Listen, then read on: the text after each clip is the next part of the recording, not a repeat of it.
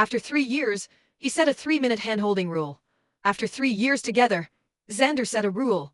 We couldn't hold hands for more than 3 minutes a day. He said we had to meet at the summit, that we absolutely couldn't let ourselves get distracted before the SAT exams. I believed him. I suppressed my desires and stayed up late studying with him. The night the scores came out, there was a class party. I went to find him with my resolved scores high enough to get into the same university as him. But at the bar, I caught him pinning Summer, the worst student in our class, against the wall, kissing her with wild, unrestrained passion. Summer gasped and pushed him away.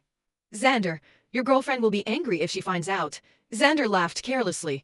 She's obedient as a dog. I just need to buy her a gift and say a few sweet words, and she'll be fine. She can't leave me. Outside the door, my hands and feet went ice cold. My heart hurt so much I couldn't breathe. I thought he had a low drive. Turns out he just wasn't interested in me. I forced back the tears threatening to spill from my eyes and tore up that application form where I'd filled in the same choices as him, piece by piece. I wiped away my tears, tossed the scraps into the trash, and walked back to our private room without looking back. 5 minutes later, Xander and Summer pushed through the door one after the other. Xander's expression was normal as he walked straight over to sit beside me, handing me a glass of water. Have some water. Your voice sounded a bit hoarse from singing earlier.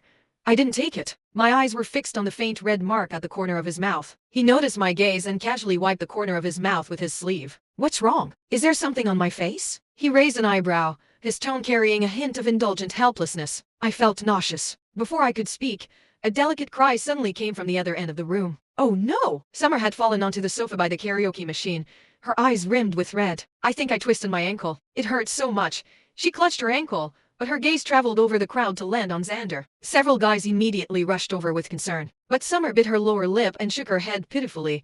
You don't need to trouble yourselves. I'll just take a cab home. Xander set down the water glass, his brow furrowing slightly. He stood up and turned to look at me. Mia, it's not safe for Summer to take a cab alone. Let me take her home.